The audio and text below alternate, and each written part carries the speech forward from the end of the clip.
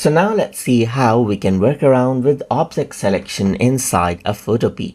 So over here you can see that I got this particular object right here. So now in order to select this, I need to go around and go for object selection right here, just like this.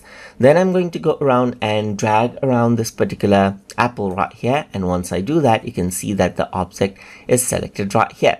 So this is what you have. You can go around and select out the subject right here, and it processes things out right here just like this and selects it fully as you go around and click on this, as you can see right here. So this is what you have. And if I were to go around and right click and go on layer via copy right here, let's say for example, then I have the copy of this particular object, and this is an easy selection as you can see right here. So let's just go around and keep this out right here just like this. So that is how you can go around and utilize the object selection tool to select out the objects that you have in Photopea easily. So hope you guys learned something as always.